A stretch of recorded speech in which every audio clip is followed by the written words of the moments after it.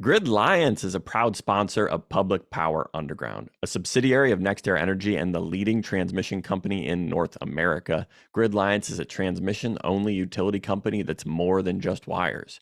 With operations in 3 regional transmission organizations, Grid Alliance works with electric cooperatives and municipal utilities to create collaborative solutions that integrate renewable energy and improve the reliability and resiliency of the electric grid.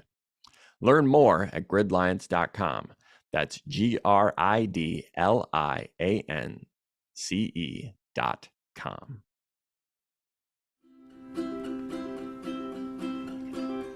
We started in hard times to bring us all into the laughter through thick and through thin, for public power enthusiasts without and within.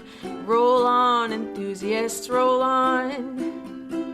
Roll on, enthusiasts, roll on. Welcome to Public Power Underground, recorded in person at Portland General Electric after a regional expansion summit hosted by Seattle City Light, Bonneville Power Administration, and Portland General Electric.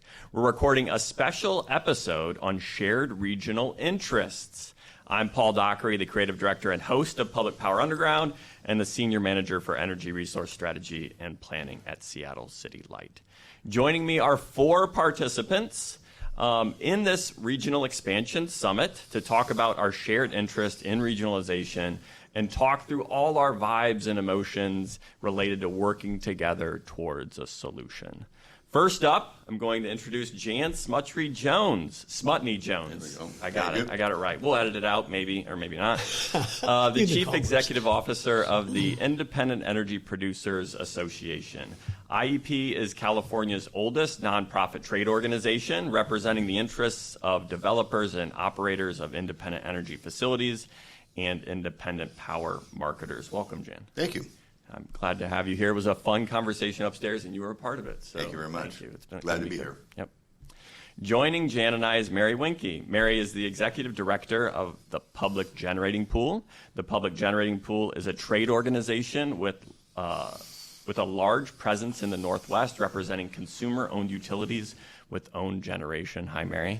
Hi, Paul. Thanks for having me. It's wonderful to have you. Seattle City Light is a member of PGP. That's true. That's true. We are also joined by Jim Shetler. I didn't get that. I've been called worse, too. Yeah. Jim Shetler. Jim is the general manager of the Balancing Authority of Northern California, usually referred to as BANC.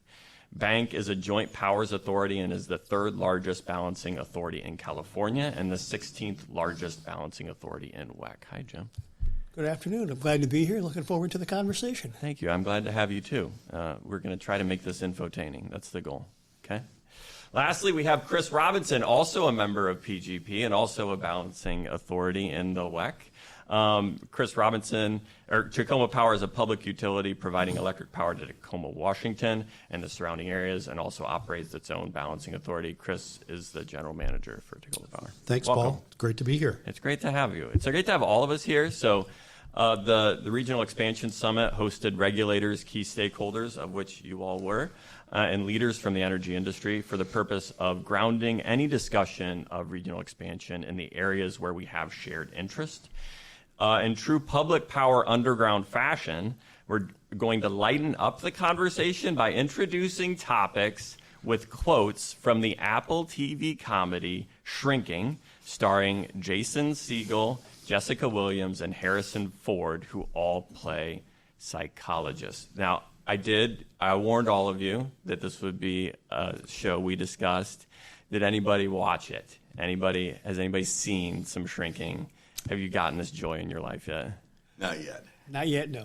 Okay. But it is a joy, and I do recommend it. But life is about learning. That's why we're here. That's why we're here. That's why we're here. Out of fear that I would have no idea what you're talking about, I did watch a few episodes. And what do you say about my recommendation? It's a great show. Yeah, I recommend it. Do you see? We're going to get into what I feel are like some good ways of framing conversations. Looking forward to it. Okay, good. I also watched the first 2 episodes, and I'll also have you know that I subscribed to Apple TV specifically to complete this assignment. So I think that's extra credit. That is, you do get extra credit. You also get the joy that Ted Lasso season 3 is coming out next week. So maybe you can get some of those episodes. We'll see. in. Don't push it, Paul. I don't know. So if you've watched the first 2 episodes of Shrinking and been in the West working on markets for more than just a couple years, the discussion early in the first episode will resonate. It starts with the main character, Jimmy, played by Jason Segel, posing the question to the other 2 psychologists he shares a practice with, Gaby and Paul, whether they ever get tired of hearing the same issues recur over and over again, and whether they ever want to just tell the patients what to do. Paul, his colleague, played by Harrison Ford, responds, quote, classic compassion fatigue. We ask questions, we listen, stay non-judgmental, and most importantly, you don't make that face, responding to Jason Segel's face after expressing his frustration with some of his patients.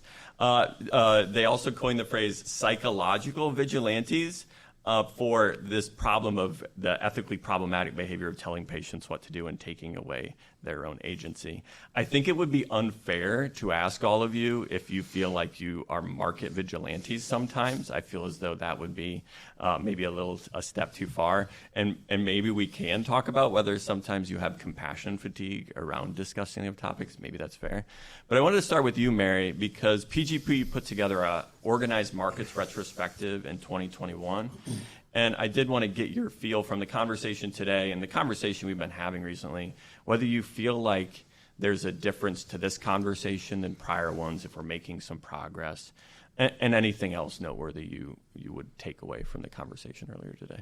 Great. Thanks, Paul. So first of all, I do think that there is a phenomenon of fatigue with this conversation because it has been going on for a long time and it has been tried before and not been successful. So I think it's sort of inevitable to approach the conversation with a little bit of fatigue. I think the task for people who are involved in this conversation is to try to come to the table with actually a fresh look, which is partly what's needed to ultimately be successful. But in prep for this podcast, I did take a look back at the PGP retrospective and, really kind of articulates in a really comprehensive way sort of the efforts that the West has entered into before to work on this question of regional markets. And there's a couple areas that I want to mention that kind of stuck out at me as being different now, and then one area that I think is not different. And we can talk a little bit, hopefully, more about sort of what then kind of drives the conversation forward. And I think, in looking at, there was, Indigo, RTO West, Grid West, the MC effort, and then ultimately EIM. And I think if you look at these different efforts, there were different drivers for the different efforts. Indigo is really about kind of restructuring and Order 888, FERC driven. RTO West, Grid West, same kind of thing, standard market rules, a lot of FERC activity, a lot of development of other RTOs in the country that were more the drivers. And I wasn't around for that too, so, if any of you gentlemen were there, you can opine on this. But my takeaway is that kind of the key drivers in those efforts were sort of regulatory. And then the MC effort started to be more operational. Now we're seeing a bunch of renewables come on the system. We got to figure out how to kind of manage variable generation, and that sort of started that conversation. So a little bit different. But I think that the drivers of the conversation now are a little different. And actually, the conversation today really articulated well for me what those drivers are and how they are different. Highly dynamic load shaping and different types of load that we haven't seen before. Decarbonization, all the way to 100%, whether you're talking about 100% renewable or 100% emission-free, getting to that place. That's something that is an incredible challenge that was never a driver before. And then just some of the resource adequacy and kind of reliability needs that have been articulated and that people are kind of seeing into the future. So I think those drivers all of the thermal resource retirements, really kind of shifting the overall generation mix. And so I do think there's a lot of kind of operational and reliability drivers now today that weren't there before.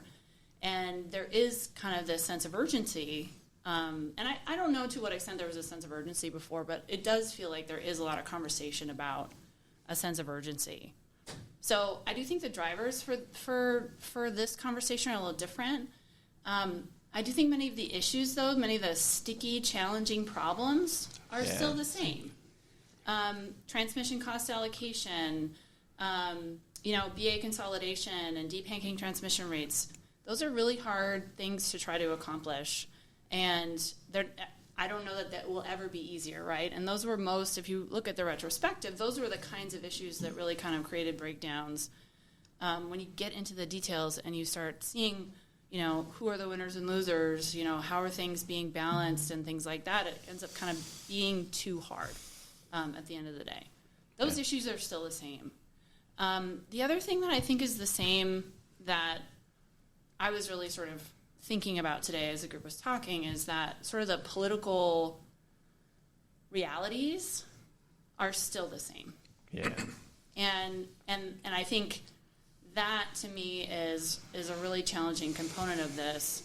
Is there actually a forum where, the West can collectively come into a place and say we want to solve these problems, and we have a governance structure that is in place that can help us do that? I call it governance, but it's really overall a structure. Is there a forum, a structure that can figure out how to tackle these challenging issues and kind of break down some of those political barriers to be able to kind of break through the other side? And I think those are sort of in my mind, that type of forum that can kind of bridge those political divides is what's needed. And everybody has to trust in that process. And I don't know that in my mind is sort of clearly defined at this point. Yeah, it's similar to what happened before. But I did want to get back to the drivers of what's different than last time, because we did talk in the room a little bit about those drivers can help you resolve some of the future issues. So you mentioned a couple of them on decarbonization and the load impacts of flexible load. I think I also heard electrification of load is another big driver. What else did y'all hear? And was there anything else you wanted to underscore? Go ahead, Jen. Yeah, I think a big thing is reliability. I think that's probably number 1, 2, and 3, because if the lights start going out because we have great policies that we can't implement, we will lose public support for all of those policies. So, 5 years ago, the West was awash with a lot of surplus power. A lot of that power has been since basically retired. We have grown in terms of supply, not supply, but we've grown with respect to load leading on that. And I think everybody understands the fact that unless we do a better job of sharing what's there in a transparent way where everybody knows what's going on, we will continue to have problems. There's no easy answer there. It's we just have to manage it. This transition's hard. I think people kind of soft pedaled this for a long time. We're moving from something that's completely different than we're used to, that the system's been designed around. And so I think that the ability to move to a regional approach where this is more transparent, works better, I think that's a really principal driver at the kind of what I was hearing to the discussion today. Yeah, and I'm hearing again from you, this distinction between, the reliability driver of the conversation is also different than the regulatory driver of the prior conversation. I wanted to get your perspective a little bit, Chris, on, what's happening this time around. Is it different from the Northwest? Well, I agree with the points already made, particularly the reliability one. But from my perspective, I think necessity is stronger at this point. Yeah, okay. While I was out getting my second sandwich off of the buffet, I came back in. It's a great idea. And cookie, I hope. In hindsight, it wasn't a great idea, but when I came back in, I noticed they were doing a poll over which utilities were already more than 95% non-carbon emitting. There weren't very many hands up. Nope. we are one of them. And then after that, there was, I think people were talking about a sense of urgency about carbon goals that very unclear how those could possibly be reached for many of the utilities. So I think that's the big difference is it's really, what do they call it? Necessity is the mother of invention. Yeah. And I think that's kind of where we're at. And in the Northwest, maybe that's where we need to be at in order to make progress. Yeah, we need that necessity to drive the conversation forward. Jim, what else did you hear today? Is there anything you wanted to add? Well, first of all, I agree with a lot that's said already. I think the other piece of this is, number one, affordability is also a key issue. And I think what we're seeing is in order to do this reliably and affordably, we need to be working together. We need that diverse footprint. We need the load diversity, the resource diversity, the climate diversity, the load diversity in order to help us manage this going forward. I think the other thing that's different than probably some of the past efforts is I think you're seeing a lot of new faces at the table that perhaps weren't there before. Okay. A lot more interest from the regulators than perhaps there was in the past. Clearly, consumer groups are at the table. They are interested in what's happening. Environmental groups are at the table wanting to push this. So I think we're seeing a lot more interest, a lot more pressure. And the other thing is a lot of the states, I'm from California, we're one, have very aggressive goals. Yeah. And when you start looking at where we're at today versus when those timelines are coming at us, if anything, we're behind trying to get the resources and the processes in place. So I think we need the collaboration to get there. I think the other thing that maybe reinforced the need, or maybe not so much the need, the recognition of the historical reliance within the Western interconnection on each other. If I look at August of 2020, if I look at September of 2022, key to that was the collaboration and the ability for us to work together to make sure the lights stayed on. So I think that's another piece of this. Yeah, there was another conversation that seemed to come up in the room was these broader weather patterns that are reaching bigger footprints. It is a change in like the system we're operating within that I think we need to acknowledge. Is there anything else we wanted to touch on about how this conversation is different?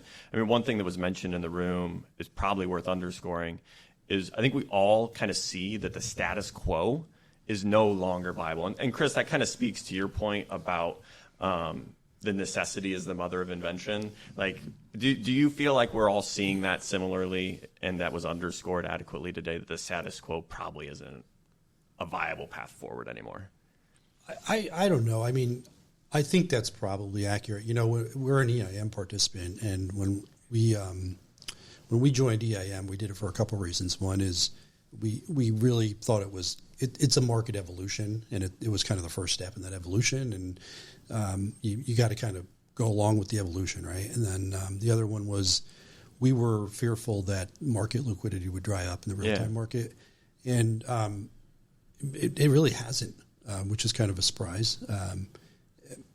Haven't really gotten to the bottom of that, but there's a lot more activity in the real time market in the Northwest than I would have thought there would be at this time. So I don't know. I don't know the answer to that. Maybe with the next step, it's going to be different because of the volumes.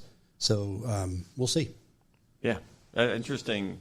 Because we're still working in this paradigm where we can have hypotheses on what the future is looking like, but we can like view the trend lines differently on where we're going. Yeah, which I think we still got to work through and talk about. We've gone through the PGP market retrospective. I think it is always good to ground this conversation with like you can have compassion fatigue because we have been talking about these. We've failed before.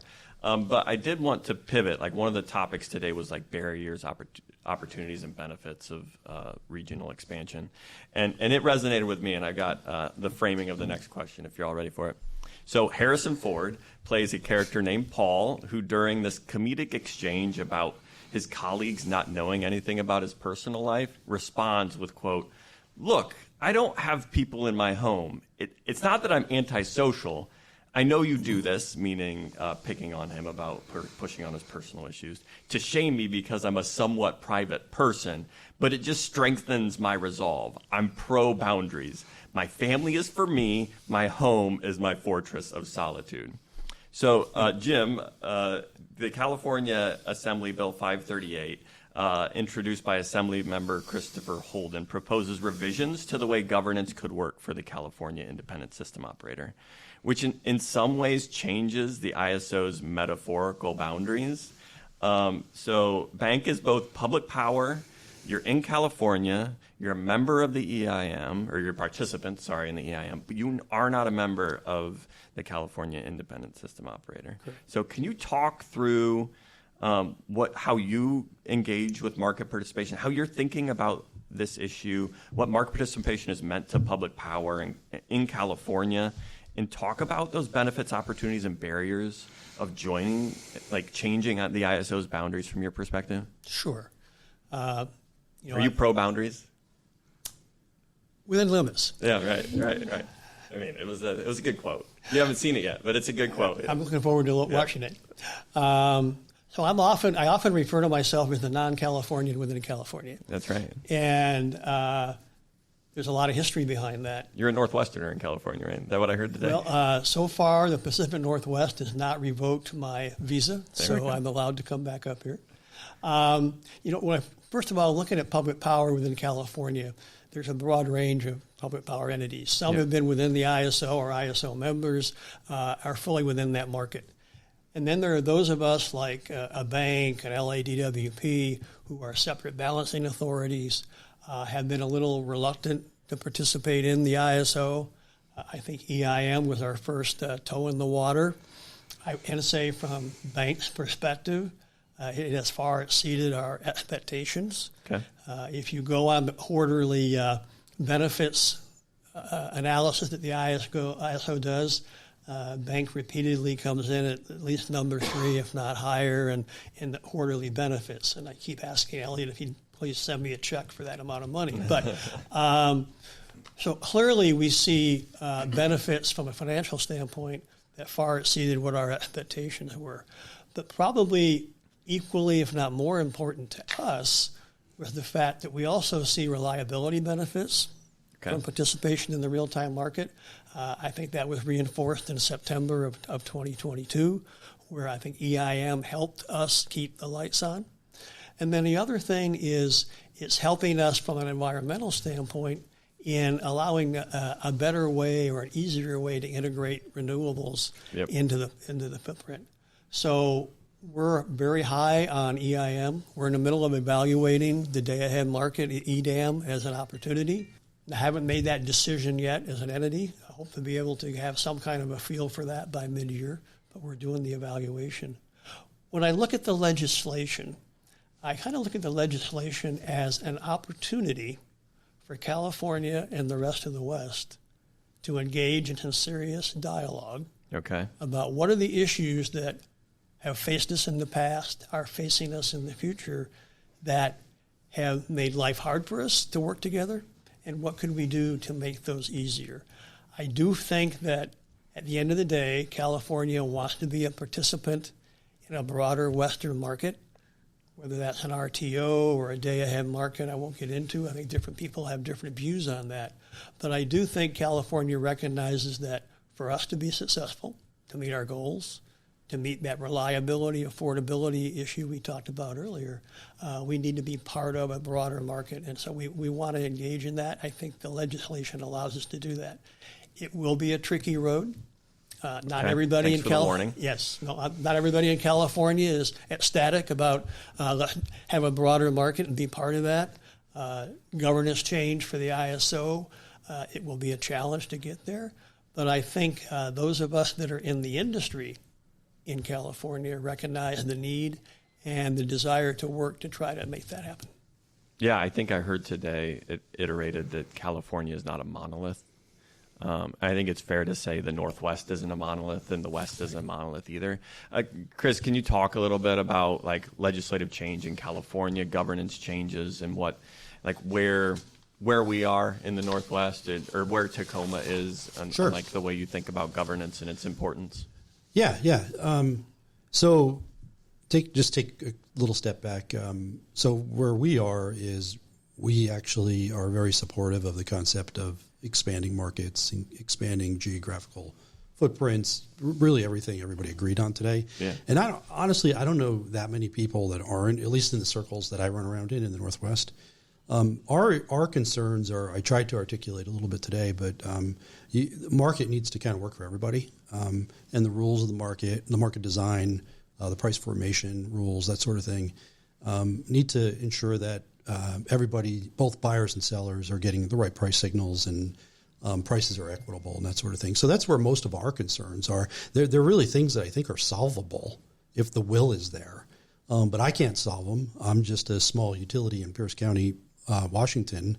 And at the end of the day, it's really going to be up to the folks in California, the legislature, and other organizations in California, whether this becomes a market that is appealing to a hydroelectric interest like us in the Northwest. Yeah. So that's our issue. But we're definitely we don't have boundaries. You don't have boundaries. We don't have boundaries. You're public power. You're open. We're open. You're open. It's not to say it's not going to be a challenge. We are BA consolidation is going to be a difficult conversation. Yeah. RTO is going to be a very difficult conversation when the time comes. Yeah. Mary, anything else you heard today that you wanted to weigh in on around either Assembly Bill 538 or the governance changes and legislative changes needed to address it? Sure. I mean, I think one of the key themes too that kind of came out specifically with this legislation is sort of a chicken and egg kind of thing. Do you need to have, do you sort of change governance first and then let that structure kind of guide the formation of a market, to Chris's point, to see if people want to join? Or do you need to really first have what that structure is in place so that everybody's serious about it, so it's going to be worth it, and then change the governance? And I think for me that's a real kind of sticky wicket in terms of how do you sort of not make the change until something's going to happen, but then for people on the outside, well, we don't want to spend half of our lives basically ironing out this really challenging governance structure without knowing that the governance is going to change. So I do think I haven't come up with a brilliant idea yet on how to kind of get that, weave that, or what's the thread that needle. There you go. You nailed it. Yes. You nailed it. But I do think that's a real challenge. But again, I do think that's actually solvable. Yeah. It feels to me a little bit like a kind of contract negotiation where you're kind of trying to put in the right provisions so that you take the right steps at the right time. But again, it's just sort of if the will is there to really, roll up the sleeves and solve that problem. Yeah. So, Jan, I learned today that you were the second chair of the ISO governing body. I was. Yes. I was one of. By the way, a great trivial question is I'm a proud customer of SMUD, so the trivial question in terms of looking back on all this is who was the first chair. And that was Dick Ferreira. That's right, who was, Dick Ferreira. He lasted one meeting before his boss said, well, you can either be the chair of the ISO or you can continue being very successful assistant general manager of SMUD. He chose wisely. Okay. So at that time, we were all appointed by something called the Oversight Board, which was three captains of capitalism that checked our resumes. And so it was a 26-person board, so I got to be the circus guy in the middle with the hat. And it worked very well. For a couple of years, it worked great. I mean, the people were very committed. It was like the moon launch. It was personally very fun and a high point in my career. But when the market started to unravel over a variety of issues, but when it unravels, everybody who was a stakeholder kind of ran to their stakeholder positions, which was very difficult to be making decisions when, in fact, you have fiduciary duty to your corporation, which is the ISO, as well as you are representing these interests. So FERC ordered us to disband the stakeholder board, appoint an independent board, which we were in the process of doing before the legislature put forward the mechanism we have now with the governor appointing and the Senate approving. And there's a whole process underneath that which passed FERC muster. There's 6 stakeholder groups that have comprised of 6 people. So the people they had appointed there have been pretty well vetted, and I don't think we've ever put like a ex-political figure on the board. So it's it is, I was a political science student, so there's no way to claim that this is an independent board. But on the other hand, it's, I'm not sure that if you asked the governor who all's on the board, he would have he would know. But at any rate, that said, we get that. So I think from the standpoint of the bill, and this is where people have to have expectations that are realistic. First of all, it is a public benefit corporation. We've spent hundreds of millions of dollars creating this entity, so you just can't hand it over or say we're going to operate this for a while until we decide who's a better board structure. So I think what Mr. Holden's trying to do is to create a situation where you can basically do that. If somebody shows up, another utility or a publicly owned utility said, hey, we want to join, what does that structure look like? And how do you have it flexible enough so people can join it, and again, recognize the fact that it's supposed to be an independent board that's looking for basically how to move electrons around. Okay, again, this is, I won't go too far down this path, but it doesn't make its own policies. So far, the ISOs, I think, done a pretty good job of implementing. I think they were the first ISOs in the country to have a separate desk for renewables, because no one had ever done that before. So, very effective in trying to get that forward. Pretty effective in being able to track greenhouse gas emissions and whatever else. Again, not from a regulatory perspective, but just for this is what's going on the grid. So at any rate, getting to a point where we can modify that board structure in a way that recognizes that that was its job, and also, I'll close on this one. A lot of people are looking at California, and sometimes there's been things that have happened that people kind of going, wait a second.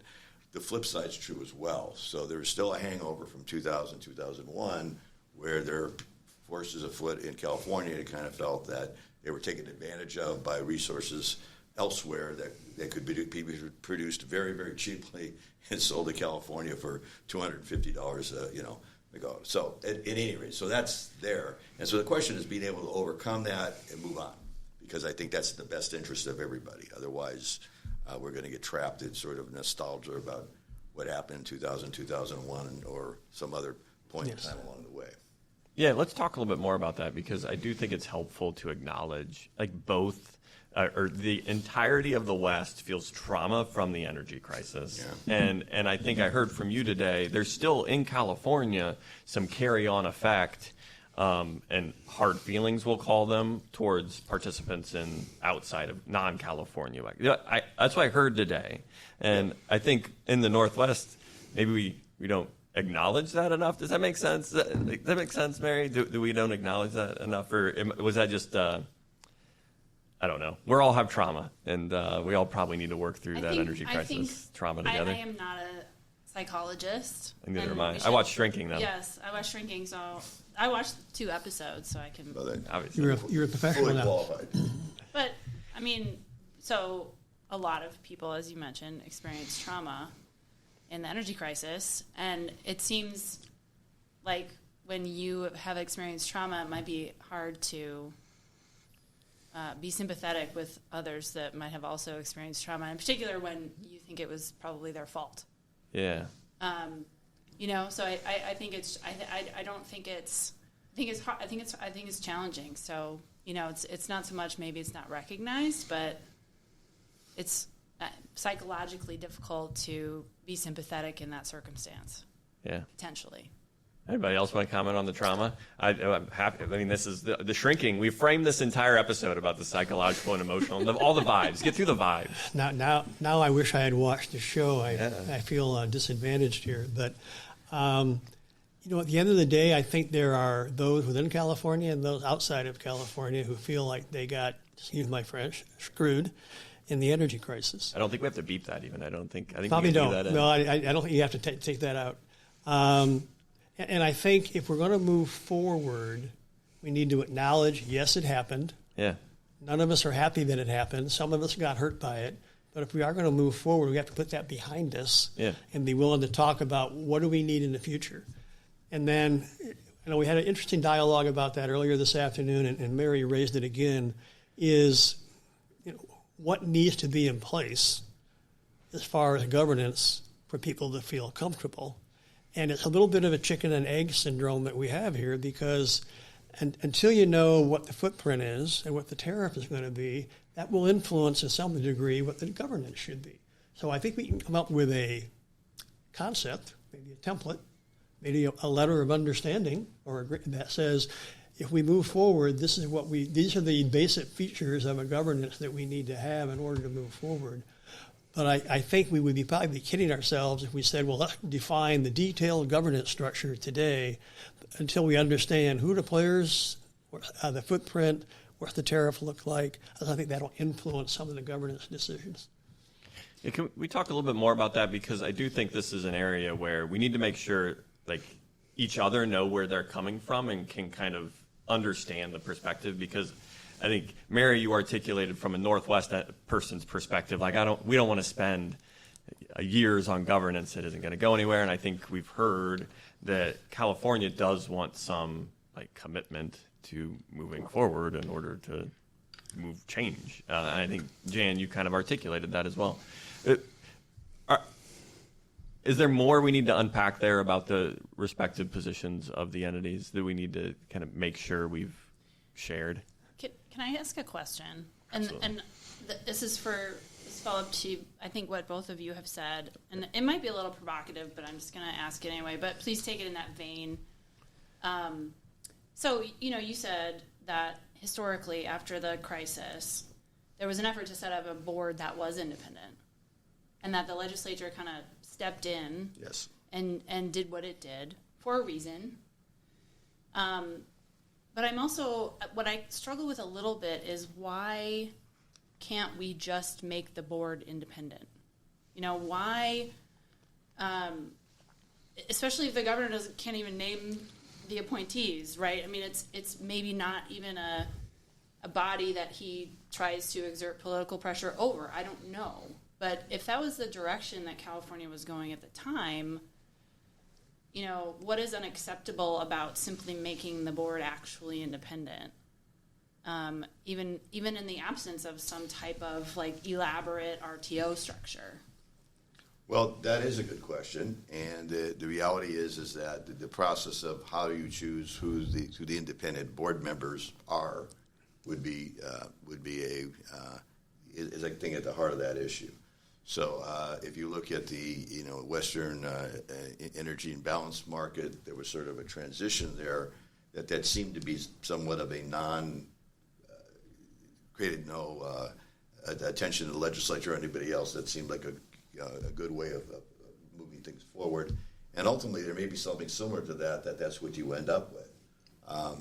Getting back in Mr. Peabody's Wayback Machine, which a lot of people who listen to this will have no idea what I'm talking about. I'm so sorry that I don't. Yeah, I have cultural context. You don't have any cultural well, context. I don't. Rocky and Bullwinkle. Okay, that's my framework of the world.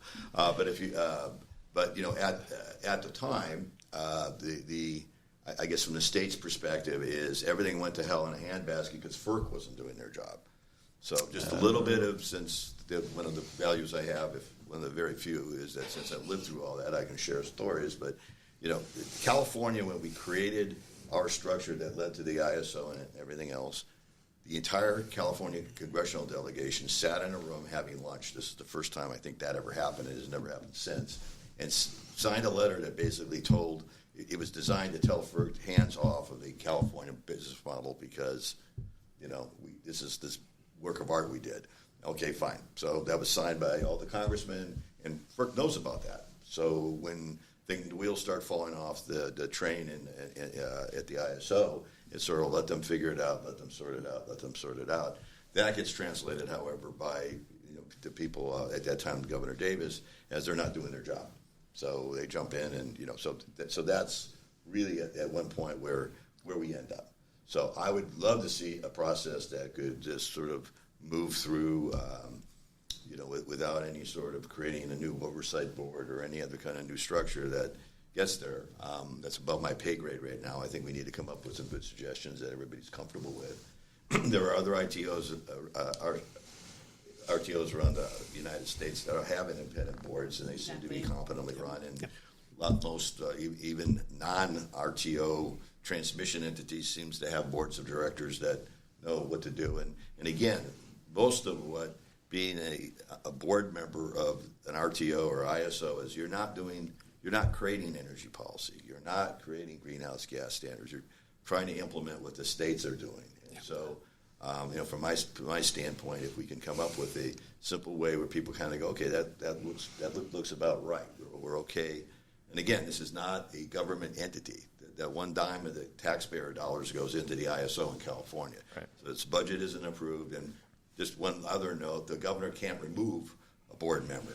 So in a lot of situations, the PUC or whatever going on, maybe not the PUC, but we don't like you. We don't like the job you're doing at this commission. You can find yourself on the street pretty quick. That isn't how this is structured. So at any rate, getting to your point, getting something that basically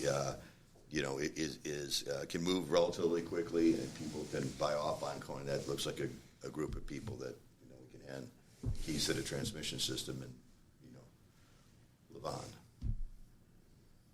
I would want to follow up a little bit, and maybe there's more perspectives on this, but one of the impediments is it does take legislative change no matter what, right? So it can't just have an independent board. I think we've heard some today that we do need to be practical about the politics and that it needs legislative change. Somebody's got to count the votes. And so maybe that is part of why the easy button it's not so easy. It's not so easy. It's easy but not simple, or simple but not easy, or simple but not easy. Yeah. Is there anything else we wanted to talk a little bit more about this I'm pro boundaries? Anything else we need to tease out here? We want to move on to another conversation. Last time around, there was legislation about 5 years ago, and 5 years ago, the issues were that this was an effort just to keep coal plants operating elsewhere in the region. Okay.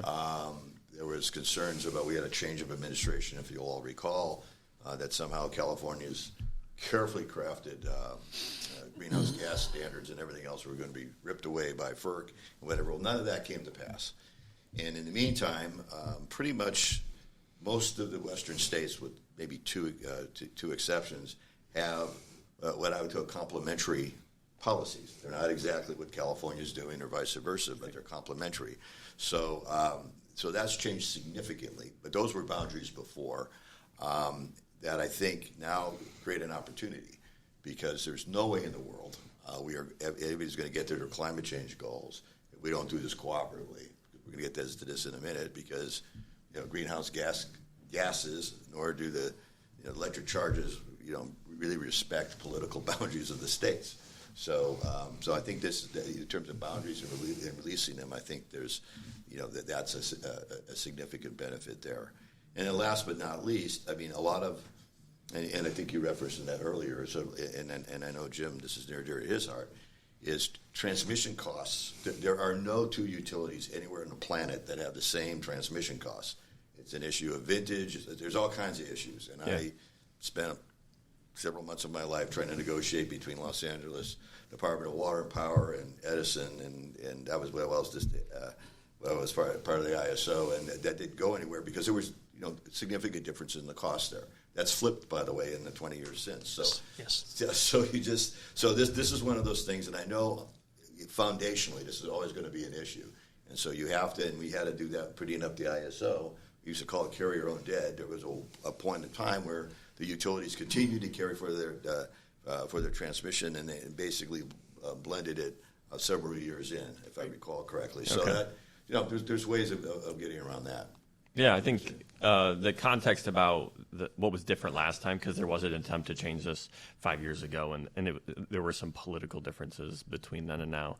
I did want to just, before we move on to the next question, talk a little bit about public power and the way boundaries in public power, and it was talked a little bit today about being FERC non-jurisdictional entities. And the Northwest, maybe particularly, because of the Bonneville Power Administration, has their own like sensitivity towards governance and sensitivity towards changing those boundaries. Chris, I'd pitch it to you to see if you have some commentaries around that topic. Yeah. I mean, it's definitely an issue. I mean, and for some more than others, but in the Northwest, local control is a big deal. Yeah, I feel like we're the Harrison Ford in this conversation. We're like pro boundaries. We're like, well, I don't. It's not like you said. It's not a monolith. It's different. Like honestly, I think the way my utility operates, if whether it's joining EDAM or joining a West-wide RTO, made economic sense and operational sense for us, that's probably where we'd go. Yeah, I don't think we would find local governance as a constraint. I mean, in a way, local governance has already been rated by state legislation in our state. Okay. When I started in this industry, there was much more local control than there is now. So it's been kind of going away anyway. But it is important to some. I do hear people talk about it a lot, and it is important to some utilities, public utilities. Is there one of the, I think, interesting dynamics in the Northwest is the Bonneville Power Administration and their unique status as a federal agency. Mm-hmm. Anybody want to talk about that dynamic when it comes to governance, and also the way their constituency, which is public power, who is a power purchase, all of their customers of preference products are preference customers, which are public power entities, and the way their decision making has this broad constituency of public power interests, and how that can interact with governance within an RTO. There's a lot to unpack there, and maybe it's a conversation for some future discussion. But I do think actually maybe, Jim, there is some corollary to the way bank operates within California. So maybe one aspect, and it's not Bonneville, it's the Western Area Power Administration. They made a decision 5-6 years ago to take one of their regions and join an RTO. Yeah. So they are in an RTO with that region, and there were valid reasons for it, and they did have to get some special treatment, which the RTO offered them because of their federal requirements. But I think there's a way of getting there. Within bank, one of my participants, he's not a member of bank, but a participant of bank, is the Wapa Sierra Nevada region. Okay. All right, and they serve customers within my footprint, and they serve customers within the ISO footprint. And so as they're looking at how do we move forward with a market, they have to look at the benefits to my customers, my members. They have to look at the benefit to those customers that are in the ISO. One of the discussions we've had is, okay, well, if Wapa Sierra Nevada region goes and joins SP Markets Plus, that means you'll have some of your generation will be in one market, half of your load will be in another market. You have a market seam you have to manage and deal with. Is that what you really want to do? So I think there's a lot of discussion around that, and of course they have their federal requirements. But I do think at the end of the day, they can work within the structure of an RTO or a day-ahead market or some other governance structure. I mean, to be blunt, WAPA's in EIM, and they're figuring out how to deal with that. Yeah, and Bonneville's in and EIM. Bonneville's in EIM as well. And we're creative people at Bonneville. Gotta love them. They're wonderful. I'll pivot to the next topic, and thinking about decarbonization pathways and the roles of regional markets. I'm going to start with you, Jan. So electric utilities are all going through this energy transition. We're all kind of doing it together. Chris, you mentioned earlier this legislation within Washington State, which drives us to decarbonization. This increased electrification, replacement of carbon-emitting resources with zero-emitting resources, behind-the-meter resources, the portfolio planning for decarbonization pathways. And I thought of, when I was watching this show, this great exchange between Paul, played by Harrison Ford, and Jimmy's daughter, Alice, played by Lukita Maxwell, where she expresses in going through her issues that no one gets what she's going through. And Paul tells her, I quote, "Well, I know someone who gets it. He's tall, and he calls me too much," referring to her father, who's going through this same grieving process and transformational process at the same time. But they aren't talking to each other, which is kind of conflict in a comedy. That's how you get laughter. So electric utilities can empathize with each other during this transition, right? We know what each other is doing if we talk to each other. Especially utilities in states with similar legislative and policy initiatives for transformational decarbonization. I think there's a lot of shared experience there and sharing of sometimes trauma, let's be honest. I'm curious, Jan, whether you heard that empathizing today with the entities in the room, and can you help synthesize the conversation from the day on the role of electric markets and regional expansion for the decarbonization pathways? Yes, and I think he basically says, I know someone who knows exactly what you're going through because he's going through the same thing. Yeah, I think that's that's the how idea. It was the quote. And so, yes, and I feel great being back in Portland. Actually, I began my professional career here. I'm looking right across the street here, across the plaza at it was the Western Solar Utilization Network. So for 882, I was the local government program manager. So I got to go around the entire West doing various kinds of solar access ordinances and those kinds of things. So I learned about the ABCs early on, anything but California. Okay. And none of this was on the table back then, so I'm hardened by all of that.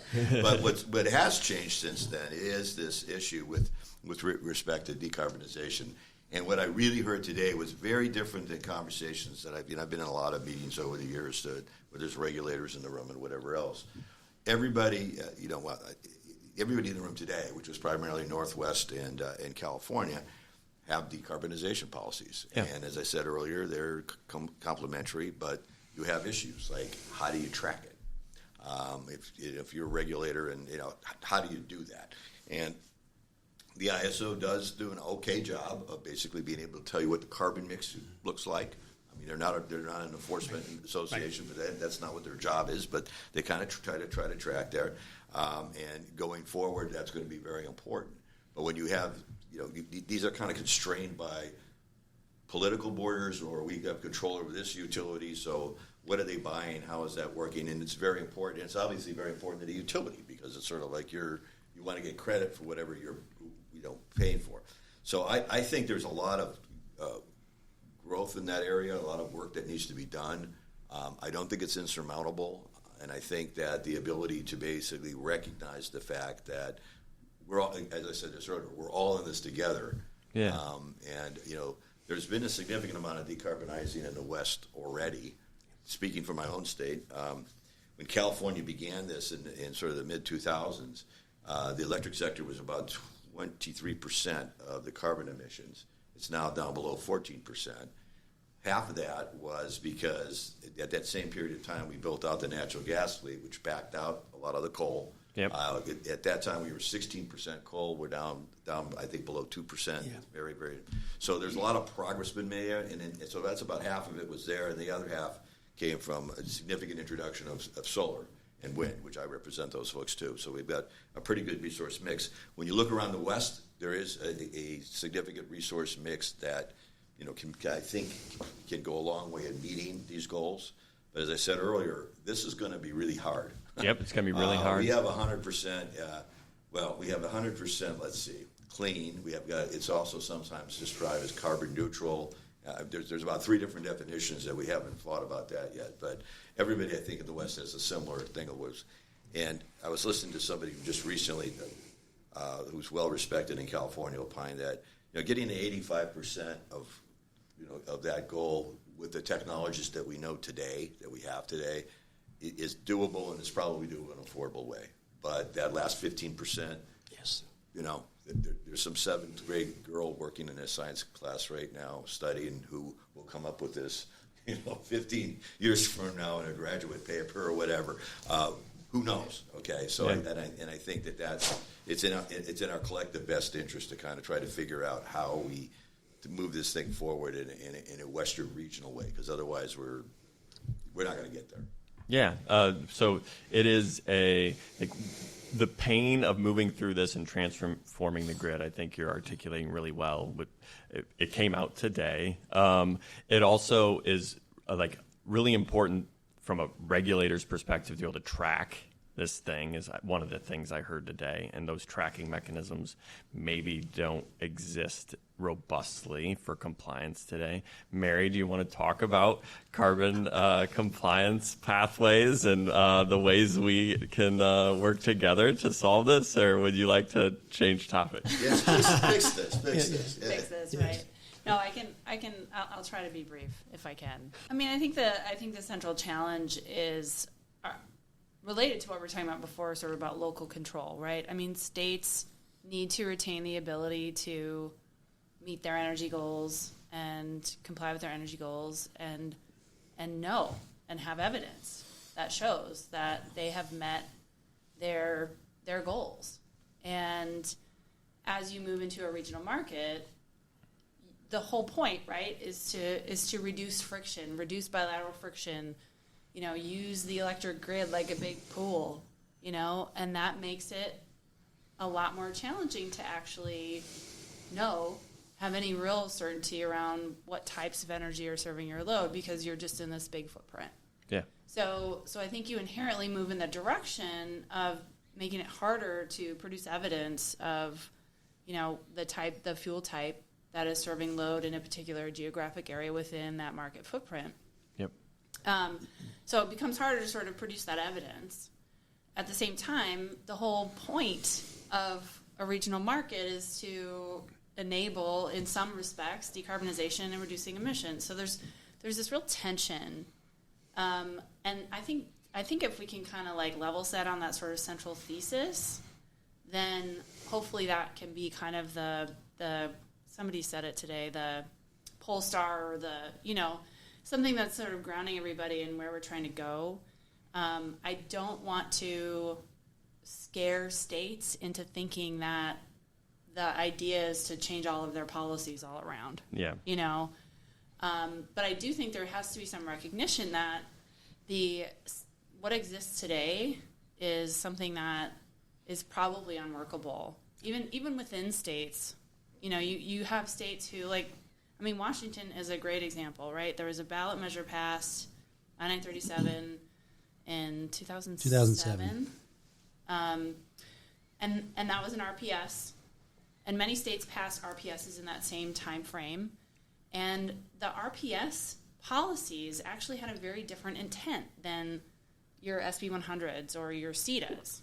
The RPS was really about kind of kickstarting the renewables.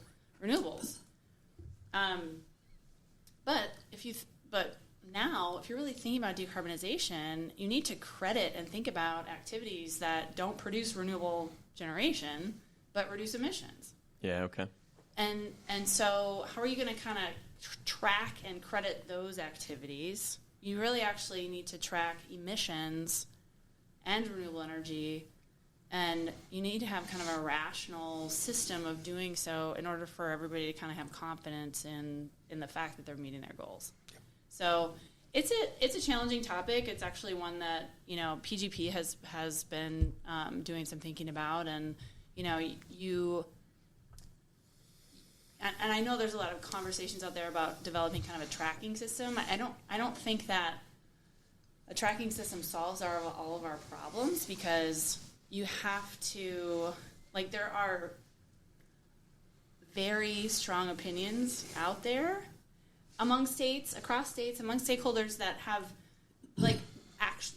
actual different perspectives on what should be tracked and how it should be tracked and what it means. And so I do think there is some work to be done to kind of create some more consistency across that divide too. And then you can figure out what's the tracking system, right? But you kind of have to have that, hopefully a common sort of perspective or a tool to track that is doing what you want it to do in terms of incentivizing the behavior that you want to incentivize. And there's a lot of work in this scope still to do, right? And some of it is the education, the listening, the learning from each other. And then what was the other thing we had to do next? Negotiation. Negotiate. Yeah, that's right. Yeah, I absolutely think we're in the education phase. We're in the education, right? Yeah. And we probably need to start, soon we'll need to start listening and learning. And maybe that's part of the education, and educate again. But I want to pivot a little bit to just the shared interest, right, amongst electric utilities and the empathizing we can do because of the shared challenge. I'll go to you, Chris or Jim, if you want to speak up about whether you heard that empathizing in the room, whether it's resonating with people that we're facing this challenge together, and we can grow in our community because we have this shared context and challenge. Is there anything there? Is there? I've got a couple thoughts on that. Yeah. I'll try to be careful not to say anything to get myself into trouble here. But the first thing, I thought it was a great question about empathy, because I'm a huge advocate of empathy. I think it ultimately leads to compromise when you have a better understanding of where you're able to see something from somebody else's perspective, right? Yeah. I'd say it was a mixed bag today, but it really was kind of like a first conversation. Yeah. I want to have a shout out to Pam, because I don't know if you caught it, but Pam sort of read back to us some of the things she heard, which kind of demonstrated to me that she was listening. Really, really appreciate that. Yeah. Pam Sporborg, the Director of Market Initiatives for PG. But with that said, I heard a lot of other things said in the room that indicated to me that people weren't listening, and they were just more focused on listening's hard. Listening is really hard. It's much easier just to talk and not listen. Yeah. So there's that. But I think we could do more of that. I'm always a little cautious when people say they need to educate people, because that implies that they intend to do a lot of talking and not enough listening. But on the second part of your conversation, I don't know if I'm understanding what exactly, but I think what you're saying is, should we all kind of throw in the interest of the community? Or, should we all agree to go do something in spite of the fact that it might be not a good decision for our own customers? Is that No, that's not what I'm advocating for. No, I know you're not advocating for that, but is that what you're asking? Is that what you're trying to get at? It's more the first part, which is in order to get to some sort of compromise, you need to listen well. Absolutely. And you need to understand well what other people are doing. And part of what enables you to be able to listen well is when you're going through something, a shared thing together. That's part of my homework assignment of watching Shrinking as a way to grow the cultural context. Yeah. Because I think it's really valuable when forming community to grow your cultural context so you can have shared experience together. And I think our energy transition is a really good shared experience. I agree. I think you got to recognize though that we're at different places in it. It goes back to the poll. Yeah. I don't envy some of the particularly the investor-owned utilities that have really incredible work ahead of them in a very short period of time, which we heard today. I'm very fortunate because of decisions made by people who worked where I work way before I've ever worked there, with the hydro dams and all that stuff. Yeah. So we're pretty well suited, whereas there's others that, this is going to be just an incredible challenge for. So. Yeah. Yeah, I think we did hear some of that in the room, right? We are at different places. Yeah. And to your point earlier about raising our hands when we were asked if we were at this 95% threshold, the Northwest entities have some advantage there because of. Not some of them. Some of them. Yeah. Good. Yeah. That's correct. Yes. Sorry. Do you have anything you wanted to add, Jim? Any observations from today? So I think I agreed that I think we've started the empathy discussion. 10, 15 years ago, I think if we had a discussion like this, we would have gotten the normal, what are you doing in California? You guys are crazy. This will never work. California has been a little bit of an incubator and a learning experience for others. And I think the rest of the West and the Pacific Northwest in particular is starting to realize, this is coming our way. We have real challenges. We need to figure out how to manage this. So I think there is an initiation of that discussion. I think there's a level of understanding that we can learn something from each other, that we're not 100% there yet. Yeah. Yeah, but we're at least partway there. We're partway there, and what I think I heard today was we do agree there's benefit in more collaboration, and we need to figure out how to do that in a timely and effective way, that we need to do more collaboration. Agreed. That's a great segue to the next and our last topic to talk about. So we want to talk. I was framing some of the mutual benefits of this shared interconnection. Right. The WECC is a Western interconnect that is electrically interconnected. California and the Northwest have this long history, and we talked about it a little bit today, of this mutual beneficial support through this efficient exchange of resources. And we heard a little bit about the history of the interties, which is what is kind of grounded a lot of this shared benefit. So after, in the show, Shrinking, after a period of a conflict with his neighbor, Jimmy is venting to his colleagues, and Paul, played by Harrison Ford, just to underscore that, and Gaby, played by Jessica Williams, about how involved his neighbor is in his daughter's life. And Paul responds with, quote, "Hey, anybody that helps us raise our kids with love and respect, we should be grateful." There's a lot of wisdom in there because it takes a community to raise children. That is my perspective on having children. It takes a lot of people and a lot of community. And it also takes like the physics of the interconnection to help us efficiently provide electric service. This is an interconnected system governed by the physics of the transmission network. I'm going to start with you, Chris. From what you heard today, do you think the conversation is grounded in this shared understanding of the mutual benefits of our shared interconnection and that we have value from ongoing collaboration, like regardless of how we participate in one day ahead market or regardless of whether you end up in, like today we're in a bilateral market and an ISO, and we have this shared interconnection, and it is the physics of that interconnection that provides a great deal of value. Are we grounding ourselves in that shared Well, I think value? there's three questions there. And There are, let me probably see if are. I can keep them track in my head. I think the first one is that sort of a foundational element of everything we're discussing right now, and I think it absolutely is. Good. I think there's a very good understanding of that. I think the second one was what you're asking me is perhaps historically or at the moment, are we benefiting from that interconnection? And I think that's another very obvious, absolutely yes. Power goes back and forth, and I was, I don't know if Elliot would like me to tell this story, but we were having dinner with a group of folks in Portland, maybe within the last year, and I was, I don't remember how the conversation got started, but we're just sort of commenting on how much luck factors into things, and it's almost scary. Yeah. So there's been several events where it was super warm up in this neck of the woods and not as down in California or vice versa, and we were able to export, and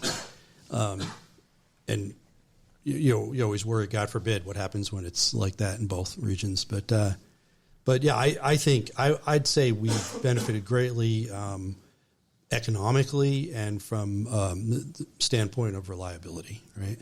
So the third part of the question gets into the debate about seams, Right. which I'm going to start off by saying I am not informed enough to really have a well-informed opinion on seams. I've heard people say seams are the worst thing that you could possibly have, and the sky's going to fall if there's seams. I've also heard some people in the Northwest say, well, seams are not ideal, but the economic loss associated with being in a market with CAISO, given current market rules and market design and that sort of thing, those costs would exceed the seam for them. So ultimately, I'm the kind of person where I need to have some analysis to get comfortable. I can't really. I've learned that about half the time when I make a hunch, I'm wrong. So I'm going to wait on that one and maybe be informed by some analytics. Yeah, I took this from Tom Haymaker, who used to work at Clark. He told me, never run a model in your head. And I've extrapolated it to always be working on your mental model, but never run a model in your head. But I do think it's helpful. Actually, let me make one more point. Yeah, please. I think maybe there was a fourth question. I think regardless of where we end up, and I don't know where we're going to end up, whether we end up with an EDAM or a West-wide RTO, or if the SPP Plus thing works out, I think as long as the economics make sense, we will always be trading with the state of California. Yeah. We'll find a way. It might not be optimal as if it was one big region, but I think it'll continue to happen if it makes sense to, and it probably will. Yeah, from what I heard from you is we know the physics is valuable, and we all acknowledge that, and we know the relationship with California is providing value through this intertie, and the open question becomes like, what does the seams do commercially? Jim, do you have anything on the conversation today and understanding of this? So I do think clearly that there's an understanding that collaboration has value, that we've gained value over the last, 30, 40 years of the interconnection and working together on that. And I think there's an understanding that we want to maintain that value going forward. Yeah. My sense is at the end of the day, I think the market will evolve. I don't think we're going to get an RTO tomorrow.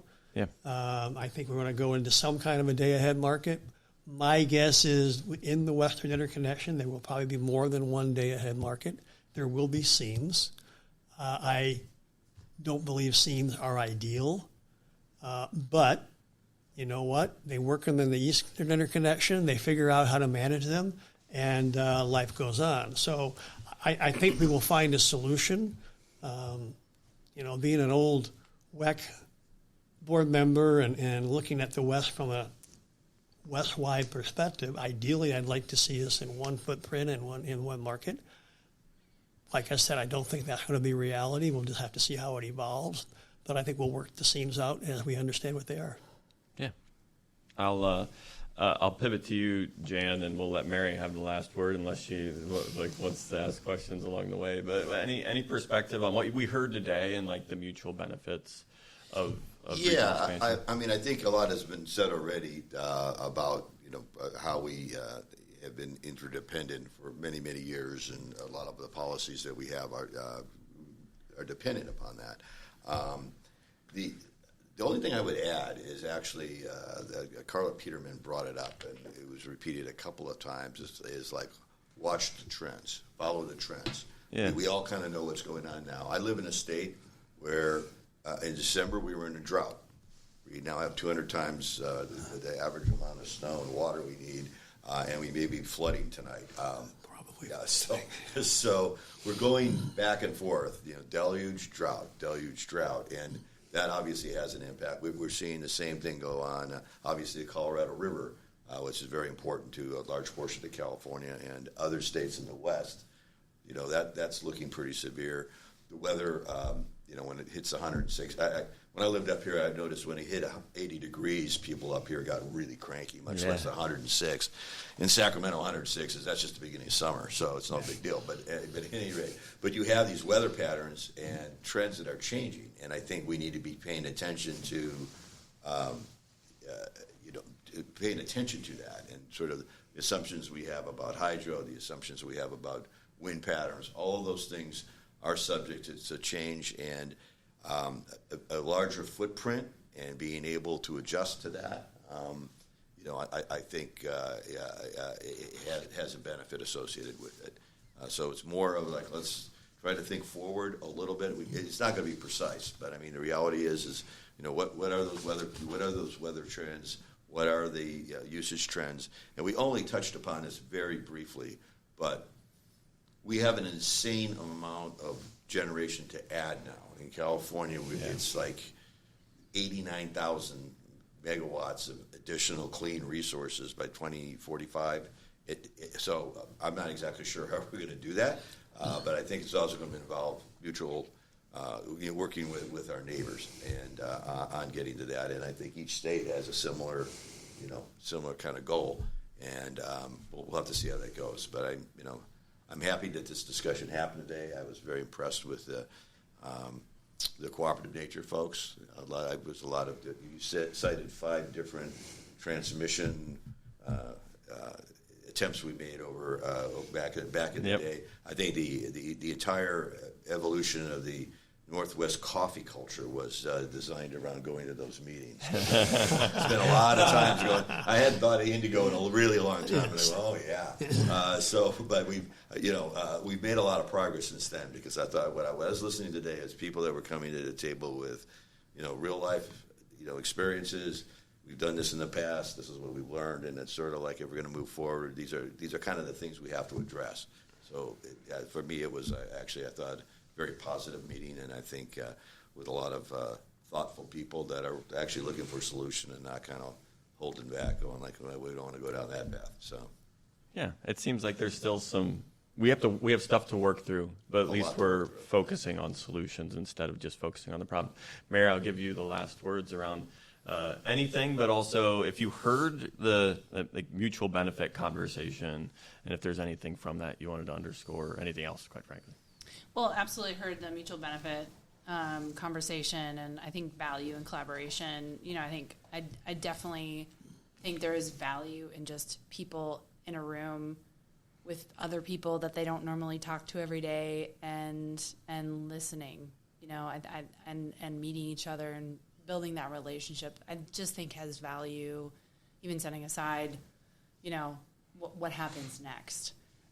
The only other thing I would mention is something that Scott Kinney actually mentioned during the meeting when we were talking about RAP. And RAP was actually, we didn't talk about RAP very much, but RAP was actually discussed quite a bit, kind of as a model of something that has been successful.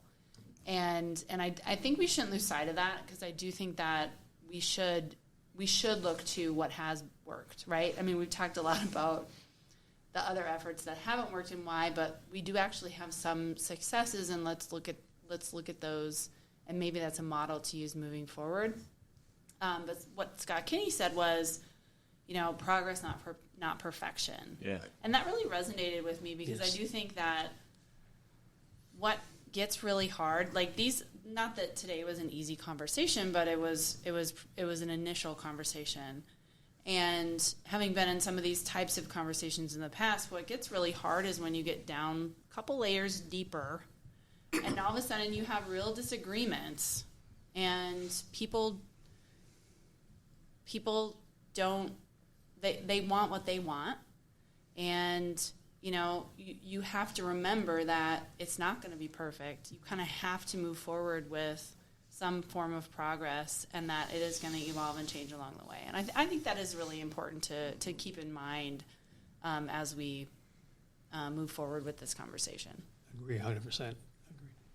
Guidepost is the word we were looking for. Guidepost, Guidepost thank is the word you. that's got I used. like that. Yes, I like yes. that a lot, actually. Progress, not perfection, as the guidepost, and how to get somewhere better. And it doesn't have to be perfect yet. But anything else we wanted to add before we close out? No, it's saying that perfection can be the enemy of the good. Yeah. I think that's part of the problem that we face in our industry, because whatever we're designing is not going to be perfect. Someone's going to be, it didn't squeeze enough carbon out, but it was affordable. Whatever, there's a whole line of things out there that are just we're going to need to address. But again, I thought the meeting was very I thought useful and cooperative. I agree with everything you said on that, and I think it was a good use of a Friday.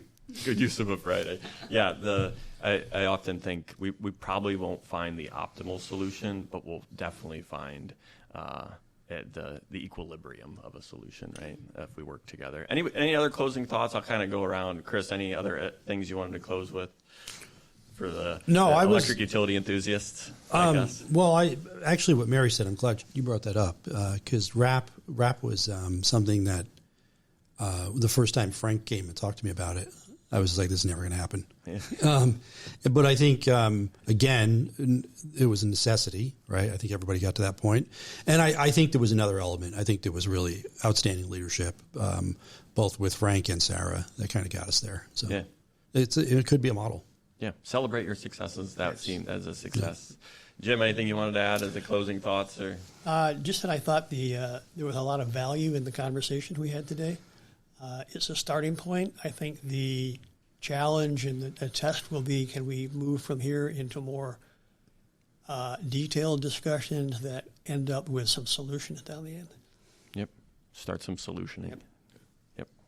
Well, that's all the time we have. I hope you feel valued, seen, heard, and appreciated. Jim, do you feel valued? I feel extremely valued. Good. I appreciate that. That's what I was going for. Chris, do you feel seen and heard?